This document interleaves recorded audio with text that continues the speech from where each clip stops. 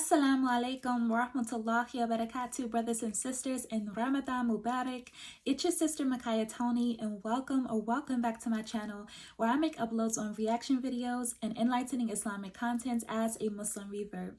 Listen, if you're into that type of content, please go ahead, hit that like and subscribe button, as well as turn on that notification bell so you can be notified of future uploads, as well as support this budding channel. Alhamdulillah. Thank you so much in advance for your support, you guys. I really appreciate it. Jazakallah khair. Today, we are back with a suggestion from one of my lovely subscribers, and that is The Rise of the Abbasids, Islam's Mightiest Dynasty. And this is from the channel Epic History. Alhamdulillah, I'm super excited to get into this video because I know that my knowledge on Islamic history can be increased. Obviously, you know, I think there's so many things to learn about Islam, but Islamic history, for one, and like the different caliphates and everything, and just about the spread of Islam is something that I really need to, you know, do some research on and get into. So thank you so much for the suggestion of this video. And without further ado, let's get into it. In the 8th century Middle East, a new dynasty seized control of one of the world's greatest empires, the Islamic Caliphate. Though little remembered in the West today, the Abbasids reigned for 5 centuries. They oversaw an era of Islamic military dominance, city building, brilliant scholarship, and technological innovation. Yes, as he said, this is not widely known in the West, which is something that has to change, inshallah. It has come to be remembered as Islam's golden age. This is the story of the Abbasid Caliphate.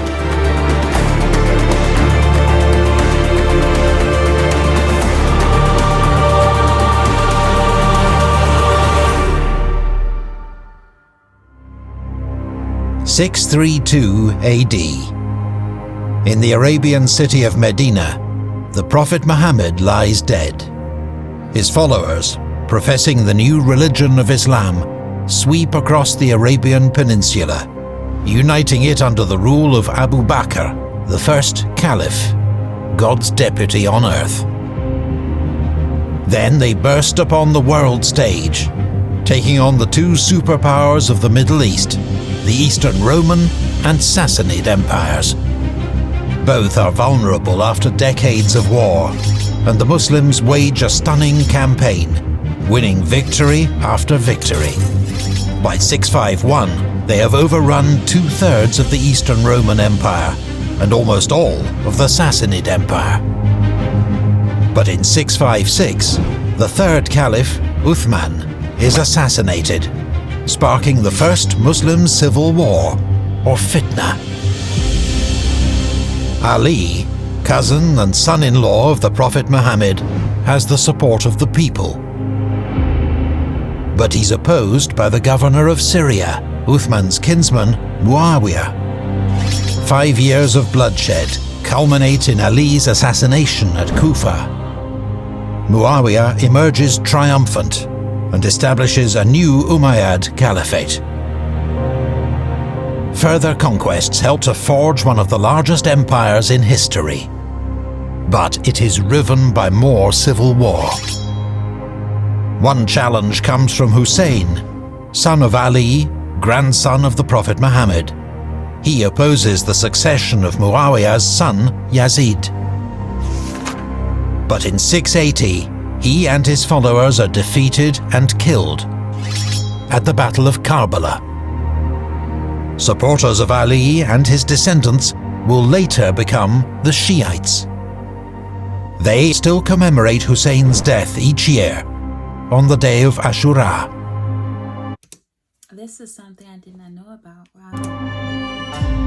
The vast Umayyad Caliphate continues to expand, but it contains serious internal divisions. Much of what we know about the Umayyad Caliphate comes from later sources, often hostile. But it seems clear that the small Arab Muslim elite that dominated this great empire was increasingly unpopular with many of its subjects, including some of those later termed dhimmi. These were non-Muslims, including Christians, Jews and Zoroastrians, who were treated as an underclass and made to pay extra tax. Even those who did convert to Islam, known as Mawali, were often treated as second-class subjects. Decades of discontent were about to boil over. The symbol of Umayyad authority was their white banner. But in 747, a new symbol rises to challenge their rule: the black banners of the Abbasids.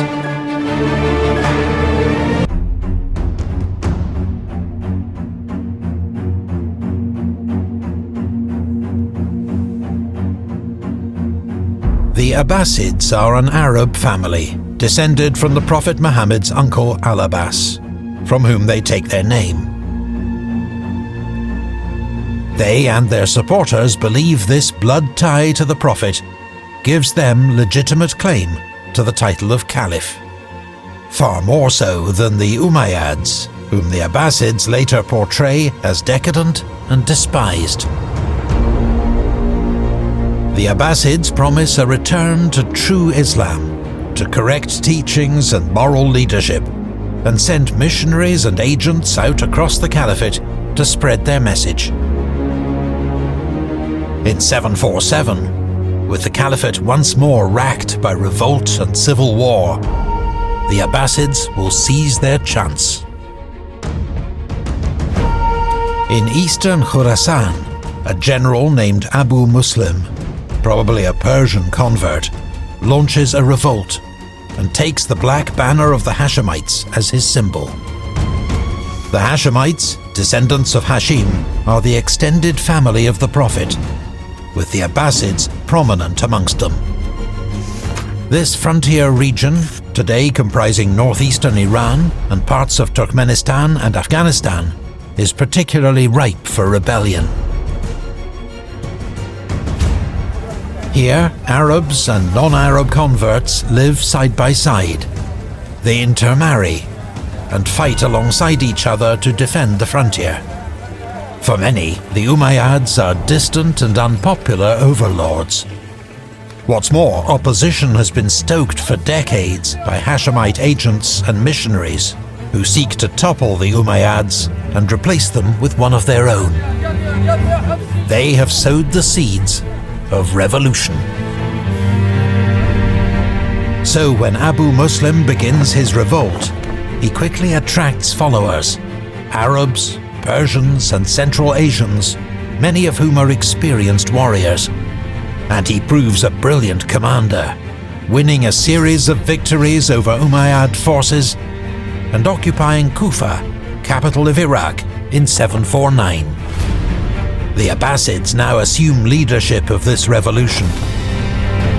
And the following year, their forces meet the army of the Umayyad Caliph, Marwan II, at the Zab River. Most of what we know about the battle that follows comes from Abbasid sources. Caliph Marwan appears to have been a brave but reckless commander, launching a head-on cavalry charge against the Abbasid line. Abbasid historians tell how their own troops, inspired by recent victories, stand fast. Their spear walls repel the cavalry. The attack ends in disaster. Umayyad morale is broken, their army routed. Marwan himself flees the battle, but is pursued and killed in Egypt. Other Umayyads are likewise hunted down and exterminated. Even graves are desecrated. One surviving member of the dynasty, Abd al-Rahman, flees to Spain. Just a few years later, he establishes the Emirate of Cordoba, a second Umayyad dynasty that would flourish in Iberia for centuries. Meanwhile, Abul Abbas al-Saffah becomes the first Abbasid Caliph, though it will take the Abbasids more than a decade to consolidate their hold on power. Al-Safar moves the Caliph's residence from Haran to Kufa, closer to the Abbasid power base in Persia. In 751, he sends an army to curb the westward expansion of the Chinese Tang dynasty. The campaign culminates in a bloody victory at the Battle of Talas, but also marks the limit of the Caliphate's eastward expansion. Many who'd helped overthrow the Umayyads had sought the end of hereditary rule and a return to caliphs elected from within an elite group. They are to be disappointed. In 754, Al-Safar is succeeded by his brother Al-Mansur. The Abbasids will be the new ruling dynasty, and Al-Mansur will prove one of its greatest caliphs. But his reign begins inauspiciously with the execution of the brilliant and popular General Abu Muslim, now regarded as a potentially dangerous rival. And Abu Muslim is the one that they said could have been like a Persian. I'm trying to follow along here. Al-Mansur faces rebellion by the Alids, a powerful clan descended from the Prophet's son-in-law, Ali. They resent the growing dynastic power of the Abbasids and press their own claim to rule. Al-Mansur crushes the last major Alid revolt in 762, ushering in an era of stability, prosperity, and peace. That year, he orders the construction of a new capital on the banks of the Tigris River. Officially, it is to be known as Madinat As-Salam, the City of Peace. It will prove his greatest legacy, a city that will become one of the glories of the medieval world, Baghdad.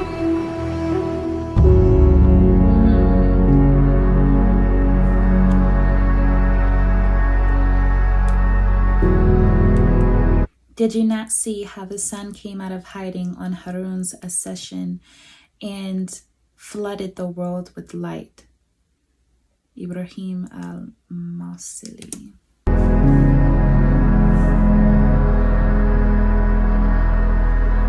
In the reign of Al-Mansur's grandson, Harun al-Rashid, the Caliphate flourishes as never before, with Baghdad at its heart. There are many legends told about Caliph Harun al-Rashid, the rightly guided. He is, after all, a central figure in 1001 Nights, the masterpiece of Arabic literature. The image of al-Rashid that reaches us from such sources is of a devout, wise and beneficent ruler who prayed 100 times a day and each morning gave 1,000 dirhams to good causes. In legend, al-Rashid wandered the streets of Baghdad disguised as a beggar to see how his subjects lived. He was a brilliant horseman and patron of the arts, and a keen chess player. His court was a place where religion and philosophy could be argued and debated openly, even, on occasion, by a woman.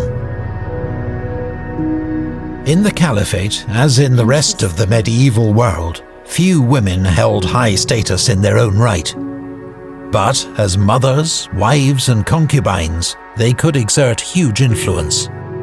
Al-Khazuran, once a Yemeni slave girl, rose from concubine to Caliph's wife, and wielded significant power during the reign of her husband, Caliph al-Mahdi, and son, Caliph al-Rashid.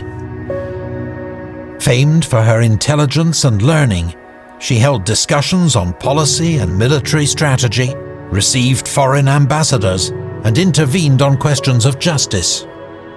Much of her own enormous wealth she spent on public works and charity. Many likened her to a co-ruler, or even the real caliph. The success of al-Rashid's reign was underpinned by efficient government and administration. Much of it was modelled on that of their predecessors, the Sassanids. and they made extensive use of Persian and Central Asian bureaucrats. Of particular note was the Barmakid family. The Barmakids were descended from high priests of the Buddhist temple of Nobahar, near Balkh, in modern Afghanistan. As early Abbasid allies, they played an important role in government, helping to foster an age of Islamic statecraft, imbued with elements of Sasanian Persian culture. They served the Abbasids well for 3 generations, but the power games of court could be dangerous and unpredictable. In 803, Al-Rashid decided the Barmakids had got a little too big for their boots. The family experienced a sudden and dramatic fall from favour, with many of its members imprisoned or executed. Their demise ended Barmakid control of the post of vizier, a position that had recently emerged at court as the Caliph's senior advisor and chief minister. It was a role of enormous significance. Some viziers would later wield so much power, they overshadowed the Caliph himself. The fame of Al-Rashid's court spread far and wide. Charlemagne, king of the Franks, Holy Roman Emperor and the most powerful ruler in Europe, sent several embassies to Baghdad. In return, Al-Rashid sent him dazzling gifts, including perfume, ivory chessboards, a marvellous water clock, and even an elephant named Abu Abbas, which lived for several years at Charlemagne's court in Aachen.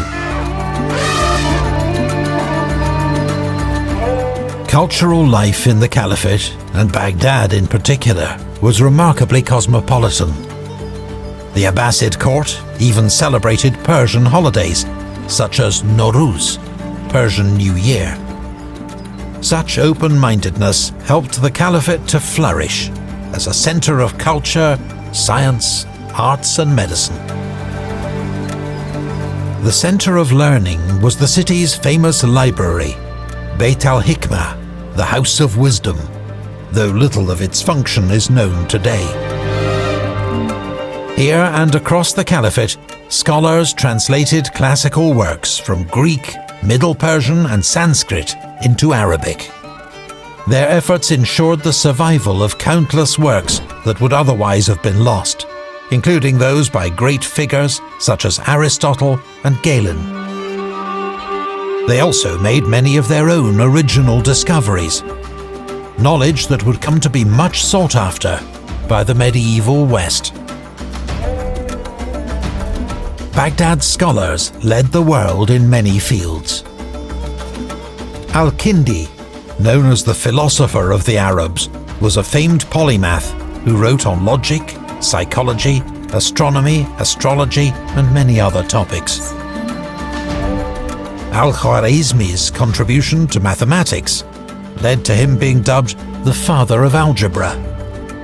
The Latinized version of his name, Algoritmus, is the origin of our word algorithm. The Did y'all know that? What? Christian scholar Hunayn ibn Ishaq was nicknamed the Sheikh of Translators for his role translating ancient texts into Arabic.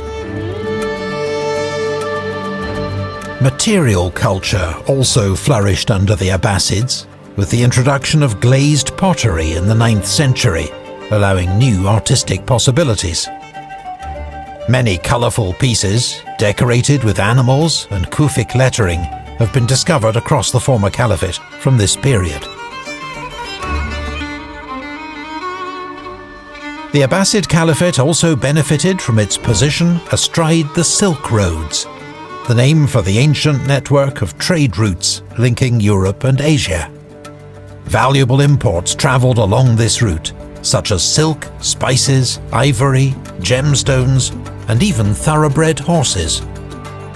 To encourage this trade, the Abbasids built new roads, as well as inns, hospices and wells for the comfort of travellers. new ideas and technology also flowed along the Silk Roads. Chinese paper-making techniques first reached the Muslim world under the Umayyads. But it was under the Abbasids that paper production really took off. Much cheaper than parchment or papyri, abundant supplies of paper transformed the practice of administration and bookmaking, and helped medieval Islam to become one of the most bookish cultures in world history.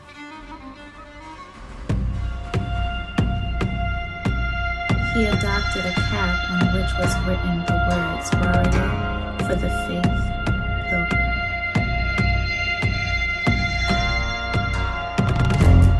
In the 7th century, the first Arab conquests had pushed the frontier of the Eastern Roman Empire back to the Taurus Mountains. Since then, the Caliphate and Empire had been in a state of almost perpetual war, with frequent raids by both sides across the Syrian frontier. Twice the Arabs had even besieged Constantinople itself, but failed to take the great city. In 782, al-Rashid himself had led an Abbasid force as far as the shores of the Bosphorus. By 804, the Eastern Roman Empire was paying annual tribute to the Caliphate. When Emperor Nikephoros stopped the payments, an Abbasid army crossed the Taurus Mountains and took his army by surprise at Knossos. The Romans suffered a heavy defeat. The emperor himself was lucky to escape with his life. The cycle of raid and counter-raid continued for years, with al-Rashid even moving the Abbasid capital to Raqqa to be closer to the frontier. But this fixation on his rival to the west may have blinded the Caliph to trouble in the east. In 809, news arrived of revolt in Khorasan. It was while traveling east to face down this rebellion that Caliph Harun al-Rashid became sick and died. His 22-year reign would come to be seen as a golden age for the Abbasid Caliphate, a time of prosperity, stability, intellectual and cultural achievement. But al-Rashid's own efforts to ensure a peaceful succession were about to backfire disastrously and plunge the Caliphate back into civil war. In the second and final part of Islam's Golden Age, we chart the catastrophe of renewed civil war, the rise of a new caste of slave soldiers, and the devastating onslaught of the Mongols. Subhanallah, that is it. And they have a part 2. So this is the rise and part 2 is the fall. Subhanallah, thank you for recommending this video. I certainly learned a lot of information, and for me, since this is my first time really soaking this all in, it was a lot. It was a lot to take in. I couldn't understand. It felt like they were saying that the Umayyad were against the Abbasids and the Abbasids were against the Umayyad, I think. But weren't they serving the same cause? Like, what wasn't it to spread Islam, if I'm understanding? I think after this video, inshallah, I'll have to go ahead and look that up, because I was a bit confused. Like, why were they rivals or against each other if the way that my brain was understanding it, it was for, you know, to spread Islam and to conquer the surrounding areas with Islam, correct? It was very interesting to hear the sister, I forgot what her name was, the one that they said went from concubine to the caliph's wife, and how she participated in debates and regarded even as a caliph, maybe because she is the caliph's wife, so she may have been giving him lots of advice. Very interesting to hear even her bit, like in this whole, you know, summary of Islam's mightiest dynasty, the Abbasids. I also am interested in learning about the other caliphates too, because I believe that this is the third one, correct? I believe so. So I'm interested in learning about the other caliphates and then what took place during them. They had a particular focus on Harun al-Rashid, which I also thought was interesting, and how his name means the rightly guided. SubhanAllah, just learning about how he would disguise himself as a beggar and walk through the streets. Was it Baghdad, right? And walk through the streets and, you know, people not recognize him, and how he gave so much to charity. That does sound like a really good caliph. Everything I've learned here today with you all, I have to go back and just do research on, because it's just my first time delving into this history. And I would love to receive a greater understanding of these events, of the culture, of this history, because it is a part of Islamic history, of course. What's funny is this video, although it was really, really good and so interactive and it broke things down, it only gave me, just being a newbie to Islamic history, it only gave me such a little taste where now I am hungry for more. Like, what? I can tell that a lot of information went over my head, and I'm just like, and everything was going too fast. So for me, you know, I might have to run this video back a couple of times, and also on the other side, just do some history. I mean, do some research on it, of course, as I've said, because I believe that it is so important to fully comprehend your religion, you know, in all facets, all aspects of it. Like, how did it become your religion? You know, the religion that you practice now, like, how, you know, did it become? So alhamdulillah, on the basis of Tawheed, on the basis of the oneness of God, Islam is my religion. But I would love to know how Islam had spread and how Islam had came about, inshallah. So inshallah, perhaps we will have more videos on Islamic history here on this channel. Inshallah, I will also be picking up the Prophet series. I know somebody commented about that, but that is not dead. We are going to definitely pick that up, inshallah, in the next few videos.